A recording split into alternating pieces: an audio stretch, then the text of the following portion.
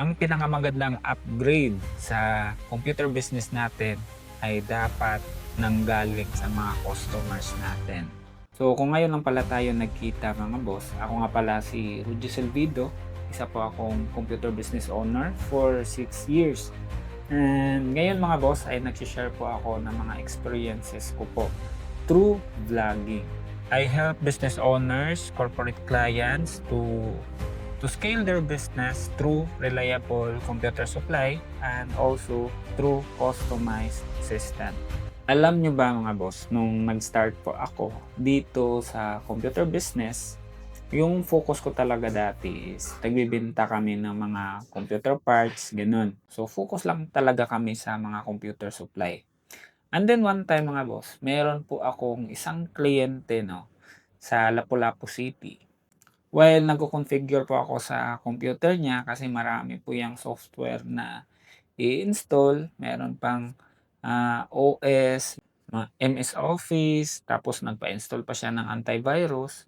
So, gano'n po yung mga ginagawa ko and so, habang nag-uusap kami mga boss, natanong niya sa akin na bakit daw hindi ko pino-post na nagbebenta din kami ng laptop. So, iyon na natanong niya yun dahil meron siyang kapatid na nagbabalak daw na bumili ng laptop. So ayun, nagkuwentuhan lang kami, tamang usap lang. So na-share niya na gusto daw ng kapatid niya na magkaroon ng laptop dahil yung kapatid niya ay mahilig po siya mag-travel. Kasi yung trabaho ng kapatid niya ay isang sales agent. So, di ko lang sure kung real estate ba or ano ba yung products and services na ino-offer nila, pero yun yung alam ko na isa daw sales agent. So, para sa akin it makes sense na mas okay na magkaroon ng or mas okay na bumili ng laptop compared sa desktop kasi pwede mo nga siyang i-hand carry yung unit, 'di ba? So, kahit na pupunta ka sa abroad, pupunta ka sa Luzon, Visayas, Mindanao, so pwede mo siyang dalhin. So, yun yung kagandahan kasi mobile siya. Dahil dun sa conversation na yun mga boss, dun ako nagka-idea na, o nga 'no, bakit ako nagfo-focus dito sa computer, eh, meron din namang mga laptop, 'di ba? Dun siya nagko-connect-connect dati mga boss dahil isa pala sa problema ko dati as as startup 'no, na company is most of the time ako po yung gumagawa ng lahat. Ako po yung nagde-deliver, ako po yung purchasing, ako po yung nag-a-accounting, ako po yung naging customer service, ako din po yung technician. So, ako yung pumupunta talaga sa mga customer dati. At isa sa problema ko dati mga boss ay kung paano ko ma-scale yung business ko. Kasi ako lang dati, ako lang mag-isa. So, dati kasi kapag meron akong customer, it will take siguro mga 2 to 3 hours bago ko siya ma-set up and, bago ko maiwan yung unit sa customer. So, yun yung isa sa problema ko kasi parang nasasayangan ako sa oras ko na ang tagal ko doon sa isang customer lang. So, maximum siguro na puwede kong i-cater dati mga boss is siguro mga 5 customer in a day. So, which is medyo marami na rin, pero para sa akin ano pa rin siya, parang bottleneck siya. So, dun siya pumasok na, so why not mag-o-offer ako ng laptop sa mga customers ko, 'di ba? And ever since 'no, dun ko siya na-feel na mas madali nga yung life ko as a computer business owner. Sobrang dami ko pong nabentang laptop nung nag-start pa lang ako, especially nung pandemic time, grabe yung pagbebenta ko talaga ng laptop dati.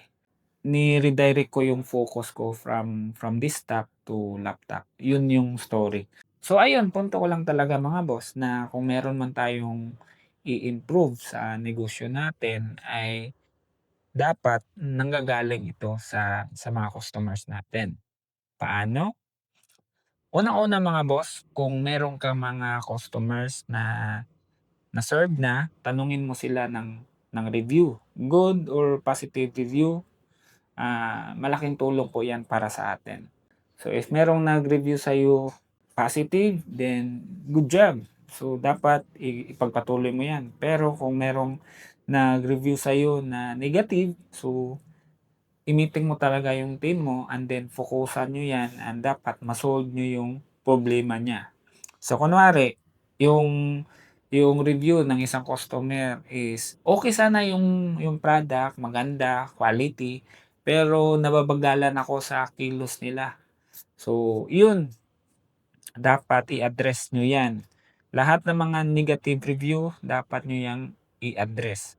So, ang dami ko pong nakuhang signal from our clients, no, na nagamit talaga namin to improve our business. So, isa din diyan mga boss is meron kaming kliyente na nag-review and frustrated siya dahil daw limited lang yung payment options namin.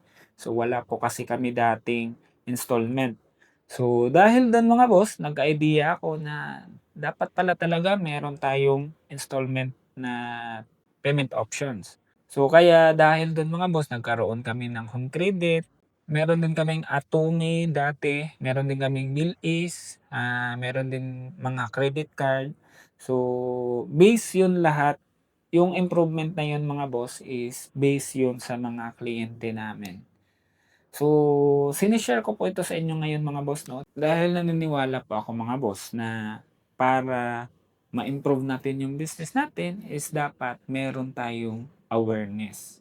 Kung yung suggestion kasi is galing sa'yo mismo or galing sa mga tao na nasa loob ng company mo is parang bias kasi siya. So, parang hindi siya gano'n ka-direct yung effect if i-implement niyo. So, mas okay pa rin na kapag merong nagsa-suggest na outside from your company or like sa mga reviews, kapag merong mga customer na nag-reviews, maganda yon.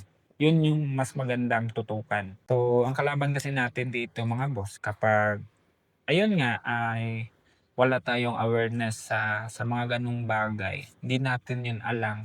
So, kapag hindi yun natin alam mga boss at hindi natin yun nasolusyunan, ang mapait dun mga boss is paunti-unti na palang nalulugi yung business mo dahil sa meron kang mga bagay na hindi na-implement or merong mga suggestion yung mga customer mo or meron sila mga hinanaing na hindi mo na-address. And which is it's very important 'no para sa growth ng company.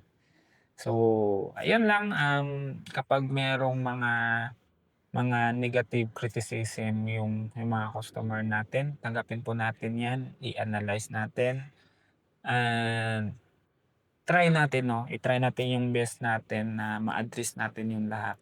Dahil most of the time mga boss, yung mga hinanaing or yung mga negative comments ng mga kliyente natin ay yun pa yung magsasalba sa negosyo natin. Ayun, so I hope meron kang natutunan sa topic natin today. And invite pala kita, meron po tayong grupo mga boss na exclusively para sa mga computer business owner. So, ilalagay ko na lang po yung link sa baba. Ayos? And always remember mga boss to always work smarter, not just harder. Takits mga boss! Bye-bye!